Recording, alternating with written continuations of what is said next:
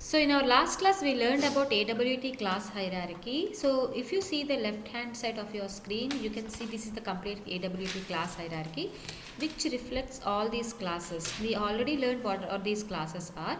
So we learned in the last class, like whenever we want to design any GUI, we need to follow a two-step process. One, we need to form a container which is nothing but a base, and that can be done by using the container class, which in turn have a frame class. So we use the frame class, right? And after that we also learned, like after creating the container using the frame class, we need to place our items. To do that task, this is the approach we need to follow. So these things we already learned. And also I told you, like we have one more step where before placing the items we need to set the layout. So what is the requirement of setting the layout is, see, if you are normally, if you are going to construct any building and all, you will be designing one layout where you will be, by in that layout you will be deciding where you want to place your staircase or your rooms, where you want to place everything will be decided in that building layout. In the similar fashion, whenever you are designing your GUI, you can have a layout. In that layout you can decide where your components you want to place, like where you want to place your label, button, check boxes. According to your requirement you can decide, you can design your GUI. So before placing, so our second step in the last class we learned like placing the container, but before the second step we can set the layout. So we'll see what are all the different types of layouts we have, and we'll start learning different types of layouts. So we have normally 5 types of layouts. So the first, let us list down all the 5 types of layouts. So the first layout is your flow layout. Second one is border layout.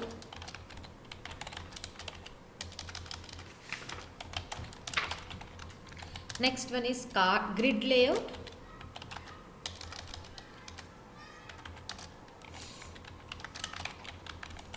Fourth one is card layout. And the last one is grid bag layout. So let us learn in detail one by one about these layouts with example program, and we see what are all the constructors involved in each layout, and we can see with an example how the flow will be, how the components will be added onto the container. Okay, so let us start with the first type of layout, that is our flow layout. Remember, whatever layout we are using, all these layout helps us in placing in deciding where you want to place your layout. Okay, so let us start with the first category, that is our flow layout. So keep your heading, all of you, flow layout.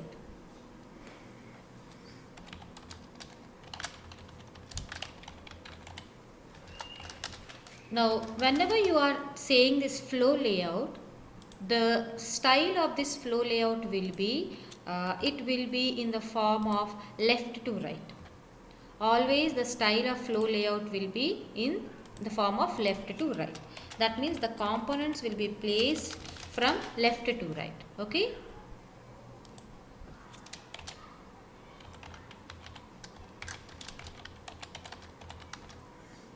And top to bottom. That means it starts from the top of your container to the bottom of your container. Top to bottom. That means if you see any container, if you have, let us consider, if you have designed any window like this, okay, or frame you have decided, then if you are placing any button, let us consider if you are placing any button, then that button will be placed, starting placing from the top, and then it will be placed in the left side of your page. Okay, so let us call this is plus symbol. This is one button. Similarly, if you place any label, let us consider, then that label will be placed next to this one. And let us consider if you have placed any list, let us consider, then that list will be placed next to this. So once a complete row is filled, then only it will go to the next row. That means in flow layout, the style will be from left to right and from top to bottom. So row by row, the components will be added to the container. Right? So this is the style of your flow layout. Now let us see what are all the constructors involved in this flow layout. Okay, so we have constructors like before that, the class that is required to design this flow layout is flow layout class is available. We can use that class flow layout, and different constructors that are available are, we have three types of constructors. So the first constructor is without parameters. So we can create an object like this, flow layout FL, let us consider is an object. You can write new flow layout without any parameter. So this is first type of constructor. In this, what happens is the layout will be following the style of left to right to top to bottom. Okay, but suppose if you want to change the flow from right to left or from center, if you want to add from the center, or if you want to add leading or trailing, so if you want to have such an option, then you can go with the second type of constructor, where in that you can pass one parameter which talks about the style. Okay, so for deciding that style, you need to add one parameter. That parameter you can add like this, flow layout dot, you can write right. Let us consider as an example I am writing right. If other than right, you can have left, center, leading and trailing option also. Other than right, you can have left, right, center, leading and trailing option also. Along with that, we have one more way of creating the flow layout or setting the flow layout, where it requires three parameters.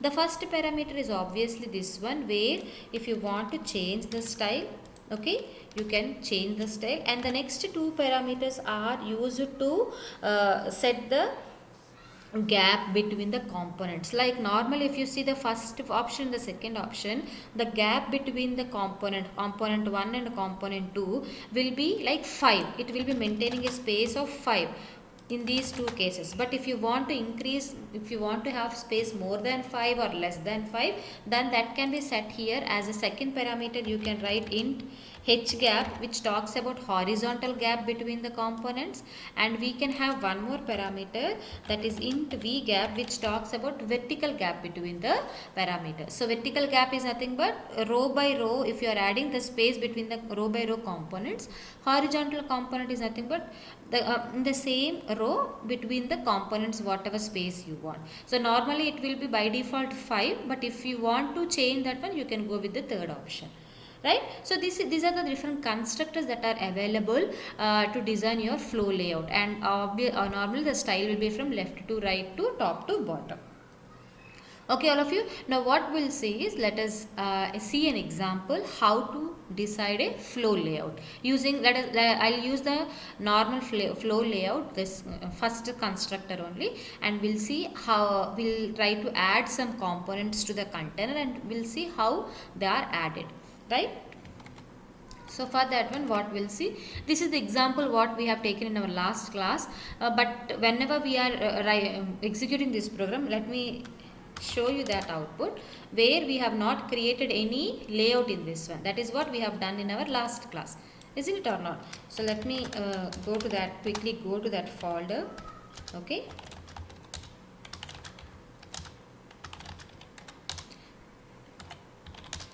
Okay, now we are in our folder. I want to run this program first. Observe here, in this program we have set the frame.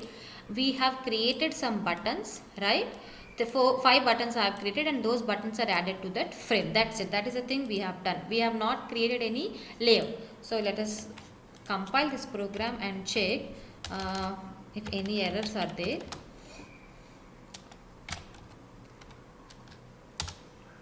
Okay, no errors are there. Now we need to run our program and check our frame.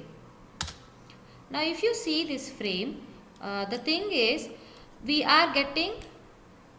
we could able to see the buttons, but the complete container whatever you have, that has been occupied by one button. See, this is totally one button.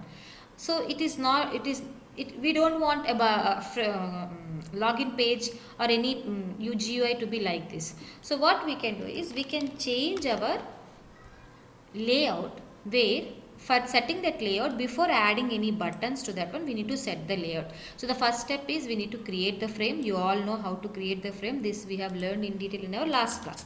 Now the second step we need to do is we need to set the layout. As an example, for, we are now discussing the first type. So I am setting my flow layout. Okay, so flow layout, the class is flow layout, and then in that we need to create one object. Let us call that is FL equal to new flow layout. I am using empty constructor. Now after doing like this, we need to set the layout. So we have created an object to set the frame. So to set whatever frame you have here, you need to set that frame with this layout. To do that task, we have a method called set layout method, which is available in the frame class. So using the frame object, which is f dot set layout method need to be called, right? And in that you need to pass as a parameter your flow layout object. That means you want to set with this layout. Got it all of you? So this is as very simple. Just you need to add this step. This is step 1. This is step 1 is designing the frame. Step 2 is setting the layout, and from third step onwards you can add the components. So I am adding 5 buttons. So let us run and see any errors are there. Okay. So here is an error. I think I have given 1 here. This is FL, I think, right? Okay. Yeah.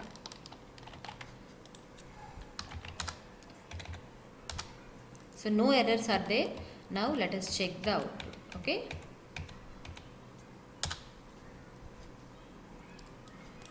Did you see we get 5 buttons like this? But earlier, if you are not setting the frame, what happened? The buttons are arranged in an unordered way. But now the buttons are arranged in an order way, and we can see these are all the 5 buttons that are available. Did you see this one? If you want, you can change the layout also. How can we change? We can write flow layout dot, let us consider, right. Right, flow layout dot right you can write, and you can set that one. Let us see whether it is working properly or not. Okay.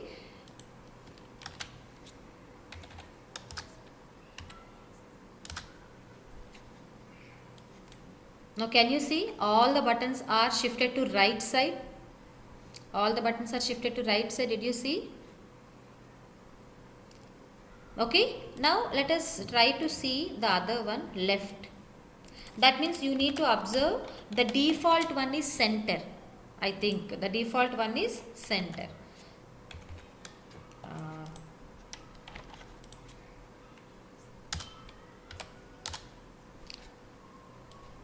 Did you see? All have moved to the left side, right? And we have center option also. That is for default.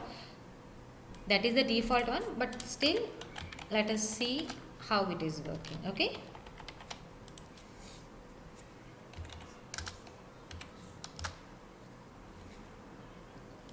So all the elements are placed in the middle. That means by default, if you are not setting any parameter here, the components will be starting adding from top with the center alignment. But if you want to change the alignment to left or to right, you can have the parameter here, and you can increase the size space between the elements also. So shall we see that also? Now let me show you the space like this. Normally the space will be 5. Now let us increase the space, okay, so that we can see. What I will do is horizontal gap only we can see, because we don't have the more components, we can't see the vertical gap. Okay, so horizontal gap I will give 15, and then vertical gap I will give 30. Okay.